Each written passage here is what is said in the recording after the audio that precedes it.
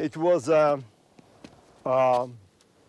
around some 5 years ago that for the first time I come from Israel to Riga, to the cemetery, to see the grave of my mother, and I hesitated. Maybe I wouldn't find it. A lot of time passed by. I was a child of 12. So I went more or less in the direction, and all of a sudden I saw it. This small stone, the grave, like my mother itself, it symbolized this miserable part of our life. My father was arrested in 1956 on a false accusation, as it happened with the Jews under Soviet regime. He was in prison, he went in a prison. My mother was broken. He couldn't withstand the injustice of the Soviet regime. He trusted the Soviets, and all of a sudden it happened. So she went in a hospital, and then she left us all together. Okay, as a child, what can I remember, and what a child understands in death? And I remember only one moment of this sad day, people saying Kaddish. I was overwhelmed with the words. I couldn't understand them. I thought there's something sacred, really, that is a prayer that is going to the heaven. And I promised to myself that the day will come and I will know the words of this strange prayer and I will be able to say it.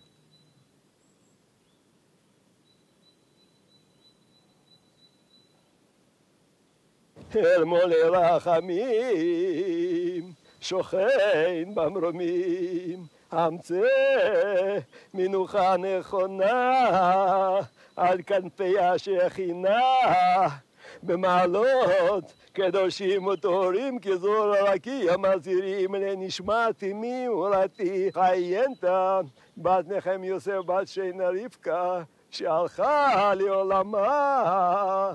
בעבור שבלי נדר ניתנת צדקה, ביד הזכרת נשמתה, בגן עדן תהיה מנוחתה, לכן בעל הרחמים, יסתיריה בסתר כנפיו לעולמים, ויצרור בצרור החיים את נשמתה, אדוני הוא נחלתה.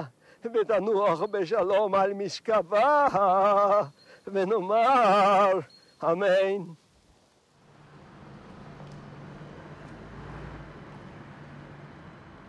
So it is my home place, number 18.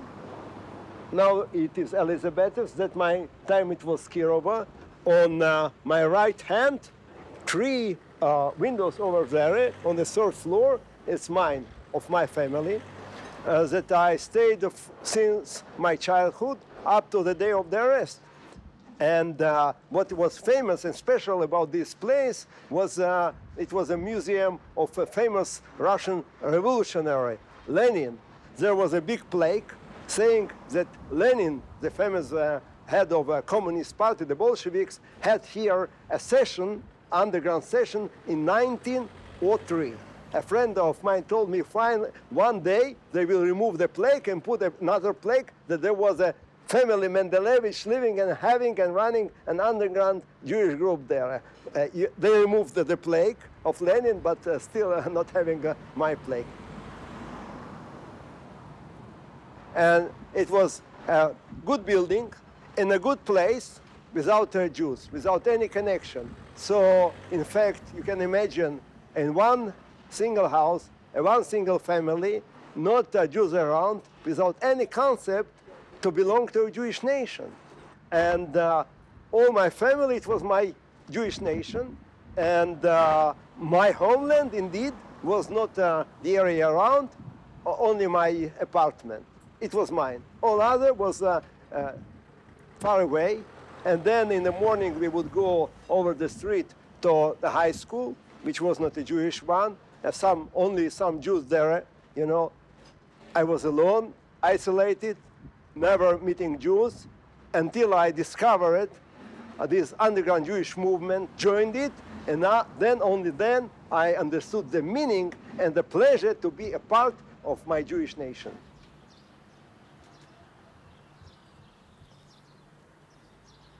After my father was released from Soviet prison, he was a broken and ill man. He couldn't work. And my mother passed away. So at age 16, I decided I have to support my family. And I went to work in a factory as an assistant of a carpenter. And in the evening, I would go to this high school for so-called working youth. It turned out, for some reason, it became heavily populated with Jewish boys and girls. And I enjoyed it. For the first time, we met for normally, we couldn't, hardly could we meet in this big city of almost 1 million of citizens that time with a small group of Jews you can never meet. Then I met them, and then during the lesson, some of them start distributing some underground materials, Jewish materials, telling about Holocaust, about Jewish revival, whatever. It was very interesting. So imagine me sitting during the class, listening with one ear to the teacher, and having under the table underground verses about the Jewish nation. One day, in the classroom, a friend of mine announced, "Friends, we are not studying today." Why? For it's a Jewish New Year. I thought, what a New Year? It's October. Normal people have it on December. He told, no, it is Jewish one. What, Jews have a different New Year? I was, somehow not only astonished, I felt embarrassed. It's not enough that I am Jewish, even we have don't have a common New Year as all other normal people. So what to do if you don't studying? We are going to the synagogue. Me, to go to a synagogue? I am a modern man. What I have to do with this religious place? But what to do? Friends, boys and girls, went to the synagogue, and I followed them, and I thought, too bad, not enough to be born Jewish, you have even different holidays.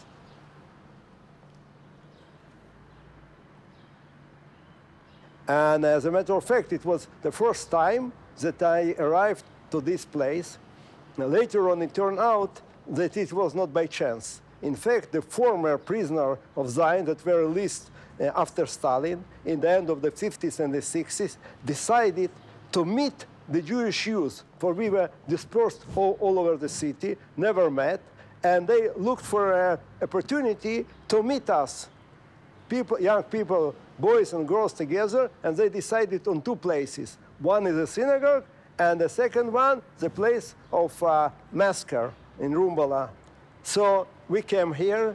I was afraid to go to the synagogue, for it was a strange place for me. I was a modern man, never thought about religion. But when I arrived here, it was almost the same. I met a lot of young people here in the street, in a yard, maybe more than 100 young people. Never I met that much, the big crowd like that. So I made friends. We laughed and enjoyed. I enjoyed to be there. And I asked friends, when they will have another holiday. So the answer was, come in 10 days. It was certainly Yom Kippur after Rosh Hashanah. But for me, it has no meaning except of the fact that we can still meet, make friends, and enjoy.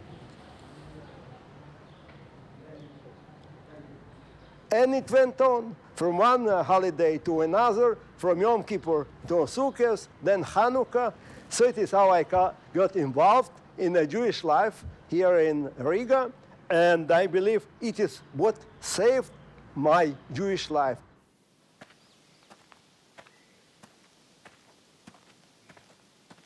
Being in this high school in 1963, I got to know that some Jewish cemetery is being rebuilt. So I decided I have to come. Nobody followed me. I was alone. It was a long way by a bus. And when I stepped out from the bus, I looked around. The scenery was somehow different. There was no cemetery. I felt that they simply pulled my leg. I was very angry that I lost my time for nothing. And all of a sudden, I saw among the trees some people moving. I looked at them, they look Jewish. So I start running through the field. There was a field here around. Start running through the field, and like I heard a voice from heaven would tell me, Yosef, now it's a new page in your life. When I arrived, really there were Jews, but I couldn't still understand where's the cemetery. There was some piles of sand, and people there, some maybe 10 of them or 20, would collect the sand with their hands, put in all kinds of vessels, and moving it to another place. So when I followed the people, looked to the place, then it would spill down, it was a long trench, and there were some pieces, small pieces of human bones. Then I understood. It's a cemetery, not a simple one. It's a place of massacre. Later on, people told me that here on Hanukkah, before Hanukkah 1941, some 25,000 Jews were killed. You looked around, 25,000 people. It's that much in this small place. So I saw more trenches and more trenches. It was terrible. I felt I have to stay there.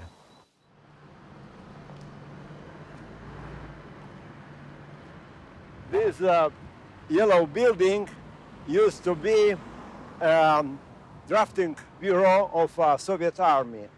How I am connected to this place? It happened that in the end of the 60s, me and my family applied for permission to leave.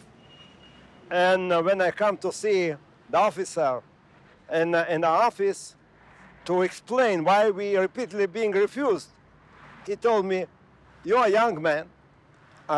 What we don't understand, the moment we send you to Israel, you will be drafted to Israel army, and you'll fight against our brethren Arabs. In no way, we don't send supplements for our enemies. Israel is our enemy." And then he looked at my whatever case, and he told, "Oh, you are studying in a university, so you come to your studies, and you will build communism. Now go away. Forget about going to Israel. You will die here, but before you will build communism." So when I was out from his office, my conclusion was obvious.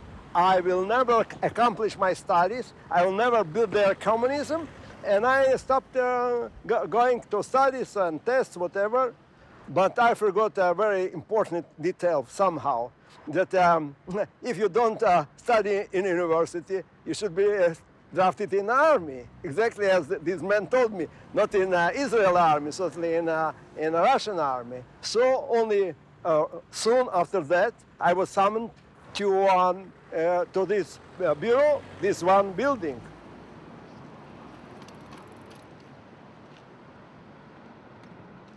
I understood that it's so.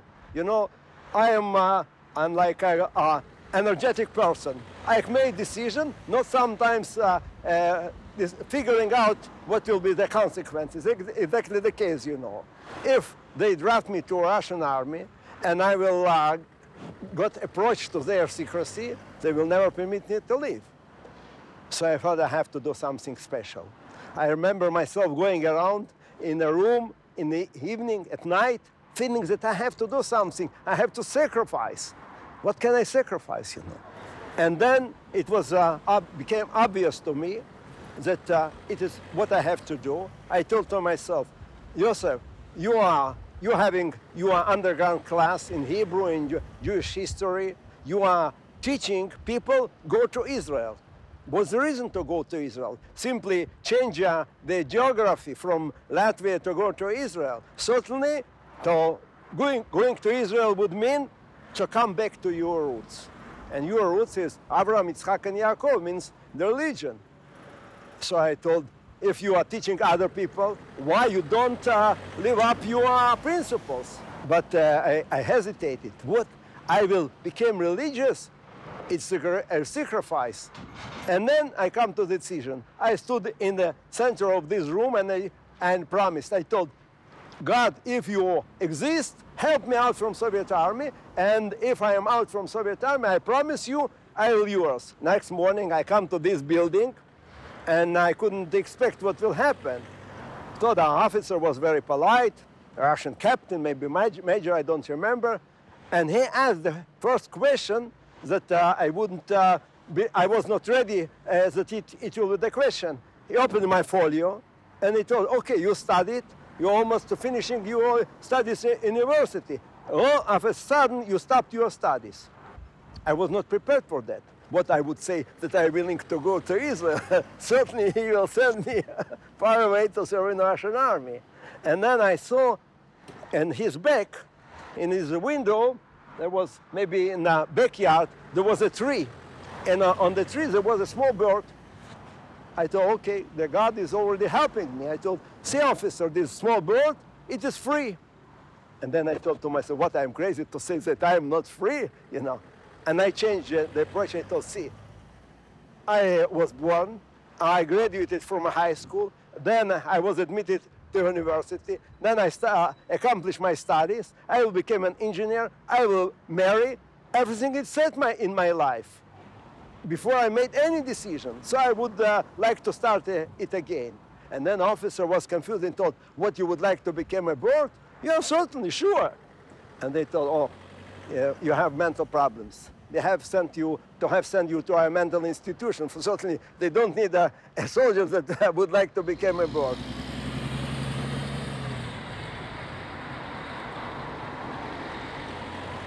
So the officer in the drafting bureau, the Soviet officer, decided that a man that dreams to be a bird cannot serve in the Russian army, and sent me to this mental institution that still exists. And I stayed here for a month.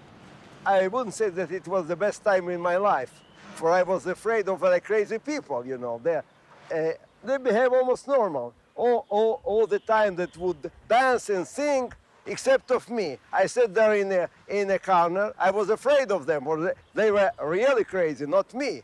And I read this book, this thick book of Homerus. So imagine the doctor entering the room, looking at me and them, who would think is really ill. I believe it was me. And then they would ask me all kinds of different questions. I decided I will behave normally, for I don't know how an insane person would behave in the circumstance. I was normal. The only questions that they would ask me, don't you feel you are being watched and followed? I thought it's for sure. For at that time we were members of the underground Jewish movement, and we were bothered that maybe we are being followed by KGB.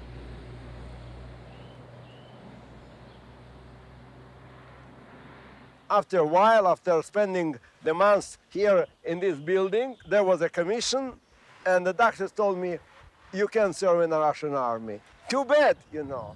And then I was glad that it was really an achievement. It was what I dreamt about. But then he told me, but you have to stay here. We shall treat you medically, and you will finally become sane. I was afraid, you know. Imagine, I thought, better to be in Russian army than to be in madhouse. I thought, no, in no way, you know. You know what? I am ready to serve in the Russian army. I am normal. I was not aware of a small detail. If a man declares that he is normal, certainly he is not. So it is how I was out, and I went from here directly to a synagogue to become Jewish.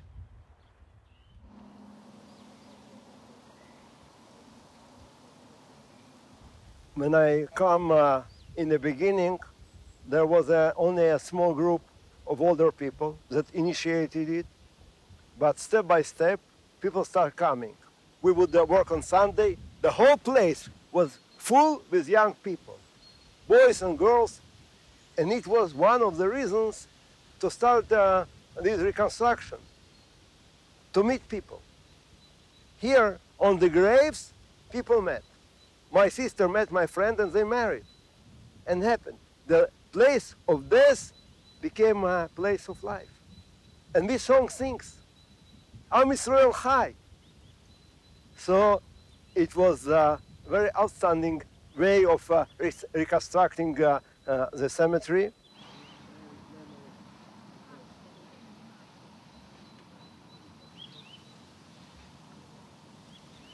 And there was a certain survivor, Mrs. Michelson, that told us exactly how it happened. And she pointed, I believe it was this grave that was a children's grave. For the Nazis would take the children in the last moment from their mother and kill separately. So one grave, another, and all around much more graves. A lot of effort was invested in it to build it, but people come. And finally, we got it. We had the gardener, Kalman Phrasus, that take care that it would like a real cemetery. And by chance, he got like a small tree. I don't know how it is in English. It's Russian. We call this bereza, a white tree, very specific to Russia. And he told me, plant it here. So it is my tree. That time it was smaller than me. Now it's that high. It's still growing. And I think it symbolizes our life, that on the place of death, we are able to start a new life. And many times I ask myself, why the Soviet government wouldn't invest itself in building this memorial place? And the answer was obvious. Memory. They tried to assimilate us, to make us forget that we are Jewish, and we felt different. We felt we would remember. We wouldn't forget. It was our struggle against the power to remember and to tell other people, remember, don't forget, we are Jewish.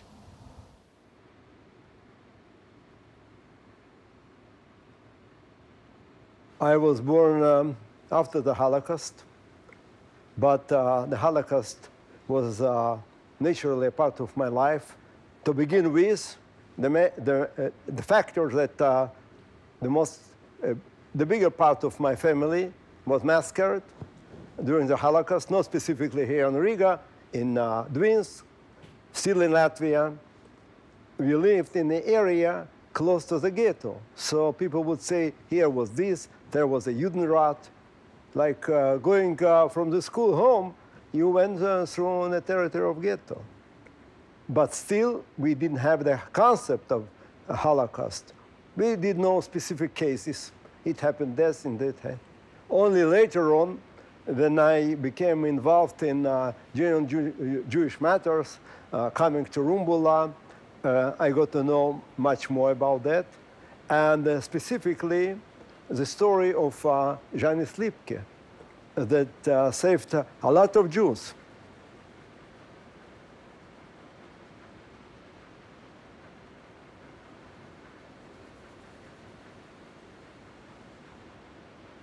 More important for me is the meeting of with this brave man that I met him around 1965 in the forest of Rumbula, for he would come to support our efforts to rebuild the Jewish cemetery. And then I got the concept of a man that can stand against authorities, against the power, not being afraid. Imagine Janis Lipke, man alone, a Latvian, against the Nazis. He was not afraid. And somehow, he was my teacher in a courage. When you are doing something human, for human beings, you shouldn't be afraid. A human being, one can oppose and fight in his ways against the power. It was a very important level of my development as a fighter for Jewish freedom.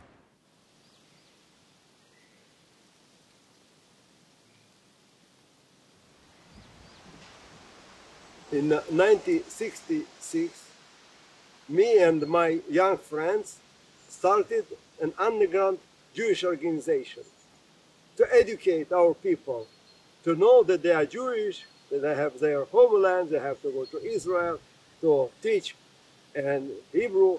So to have a legal organization, you need a weapon. Our weapon was knowledge and books. It was hardly to get. And then we got one book. It was like a translation from French to Russian language. Goliath is fighting against David. You know, a beautiful book about the war of independence. But how to multiply it? We bought finally printing machine in a shop which was not that easy and very expensive. I remember up to that time it was 135 rubles, Soviet rubles. It was an engineer salary for a month. Anyway, we students come together, put together the money, bought this printing machine. Another problem was where to print, you know. For the printing machine makes a lot of noise. I could do it at my house, but I was afraid of my father, for he spent time in a Russian prison before, and he could easily understand that it is penal. I may be arrested for that. So I was more afraid of my father than of police or KGB. And finally, my friend Boris found a solution. He rented like a farmer house like this one, a small farmer house in a forest outside. It was beautiful. For if even you make the noise printing, you know, I put under the printing machine a pillow that it wouldn't make too much sound, but it is all around, no people around, so you can sit and print. So I took free time from my work for a month. I sat there in this house all alone, and from the morning up to at night with one finger, I couldn't print with all the fingers. With one finger, I would print. There was almost 300 pages, you know. It took a whole month to print it, and in between, you know, there was no shops around. I never cared of my health, but finally I got hungry. So I went out from this farmer house, and there was a lot of berries in it. So I started collecting berries and eating. When I filled my stomach, I went back and I continued to print. So imagine me sitting there and printing with one finger 300 pages, day after day. When each time it was immediately after the 6-day war, I felt it is my tank.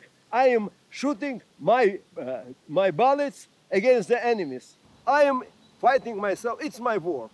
Finally, in the end, I got the all copies. We got some 11 copies of the book. Beautiful, you know. Another problem is to whom to give it.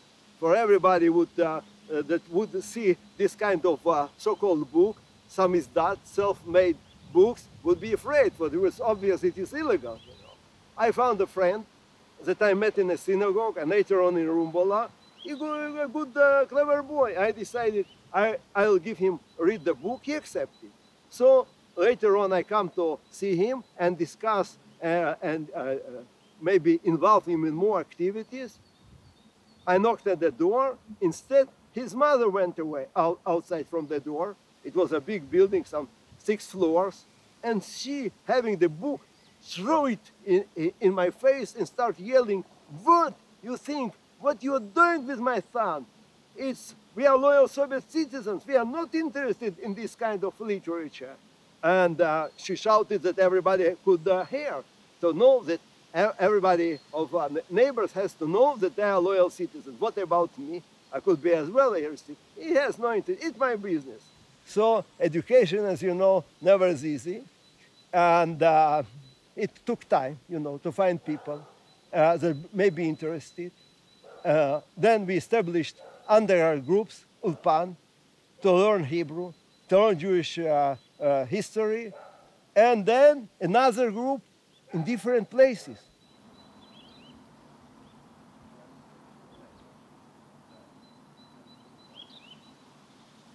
Finally, after 3 years of intensive effort, this place was rebuilt. We had already the stone over there, and for the first time in the Soviet Union, it was written in Yiddish that they are for the victims of Nazism.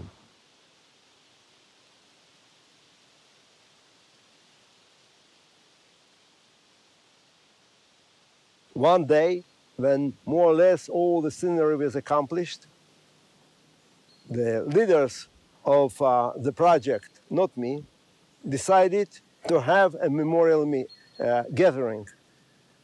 People come, hundreds of them, all around in the trees. I believe it was the biggest illegal manifestation in Soviet Union in those years. It was 1966.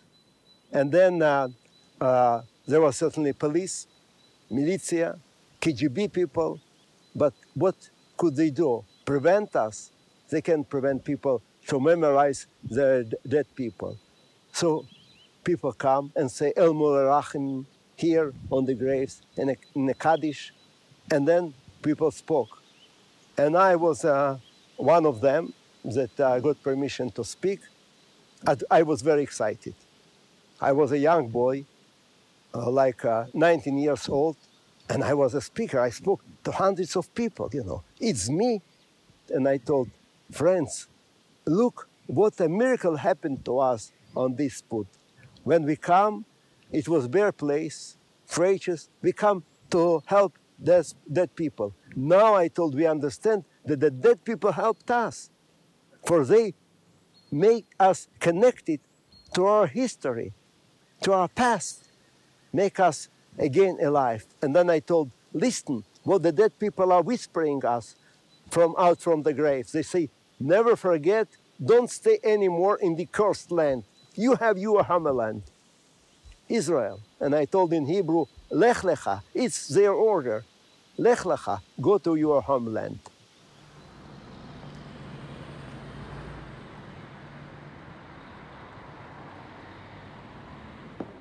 So when being arrested in Leningrad airport, in fact, Smolny airport next to Leningrad, and brought to interrogation to Leningrad.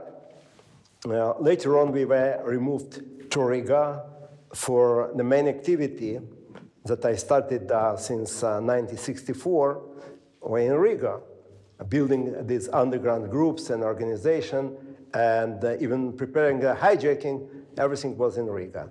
Specifically, they were interested in the declaration for, before leaving to Leningrad, I felt that if we may be killed in the airport, or maybe somehow arrested and nobody would know what is happening with us, we have to leave over a document to declare the real reasons of our struggle, that it is for freedom of congregation, etc. And certainly they were interested to find out more about this declaration. And then all the activities, all the underground groups, Rumbele activities, whatever, were here in Riga, so I stayed there. As a matter of fact, this cell is much more bigger than I was in, twice bigger. Mine was very small.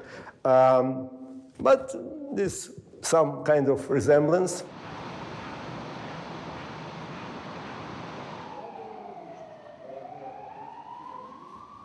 From the beginning, they tried to break my will and make me cooperate.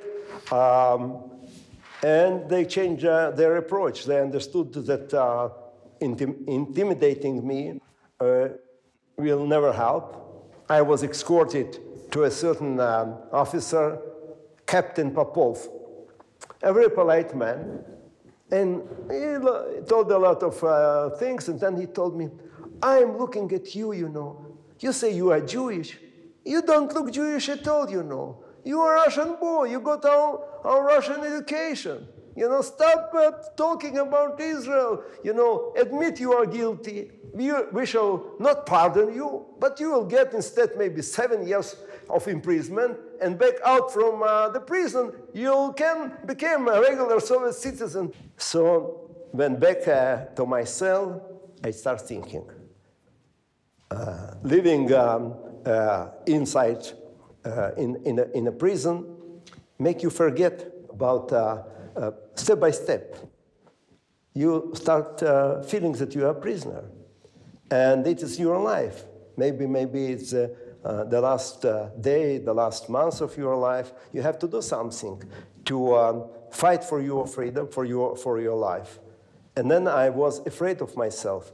If I start thinking this way, I can be broken. I have to run away from their influence. They say that I am not Jewish.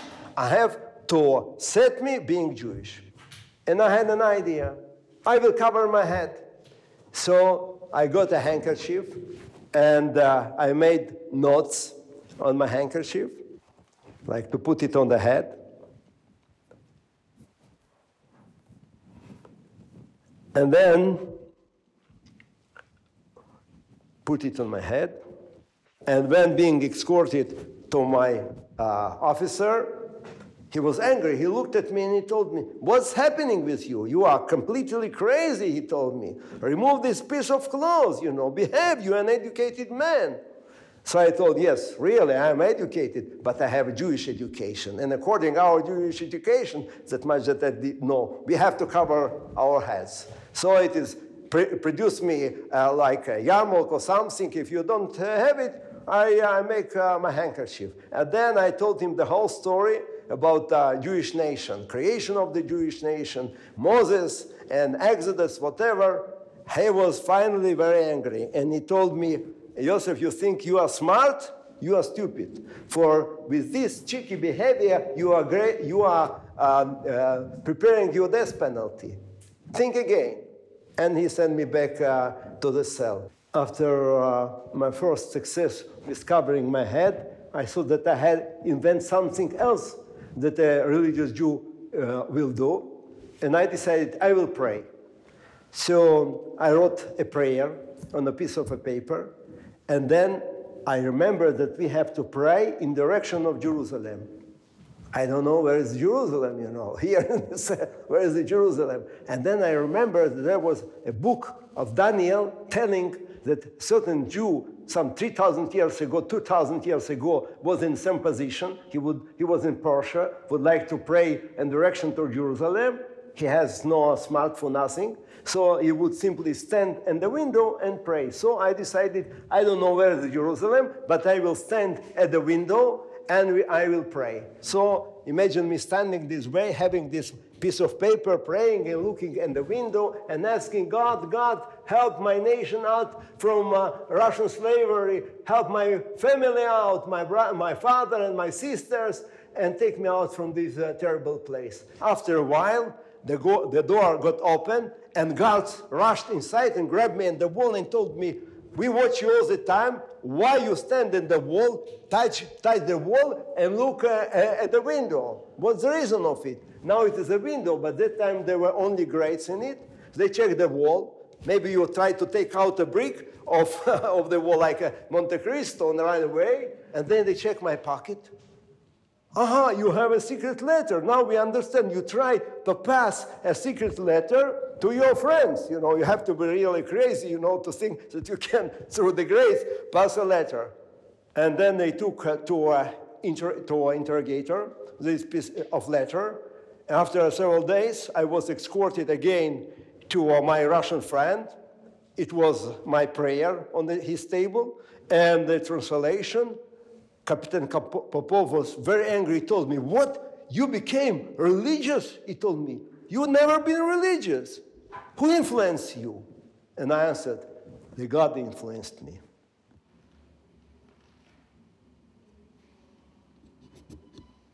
So it's so-called exercise yard. But for prisoners, at least for me, it was another chance to try to contact my friends. You try to listen. Maybe it's your friend. Maybe there are two friends speaking, and you can maybe find out what's the state of their mood. And then I decided I have to strengthen my friends. And I start thinking the national hymn, Atikva.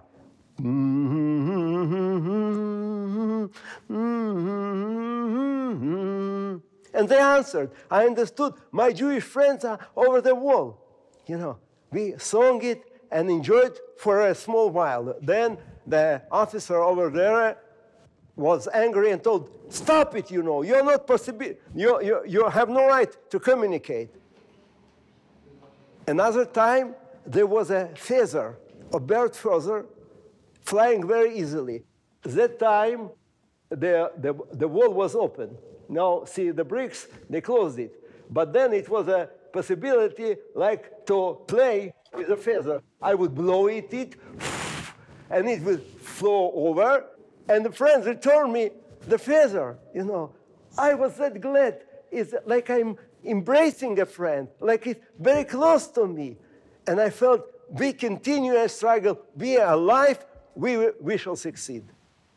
Shir Hamalot, ממעמקים קראתיך אדוני. אדוני שמע בקולי, תהיינה אוזניך קשובות לכל תחנוני. אם עוונות תשמור יה אדוני מי יעמוד. כי עמך סליחה למען תברא, קיוויתי אדוני קיוותה נפשי, ולדברו אוכלתי. נפשי אל אדוני משומרים לבוקר, שומרים לבוקר. יחל ישראל אל אדוני, כי אם אדוני יחסד בהרבה עבדות, והוא יפדה את ישראל מכל עוונותיו.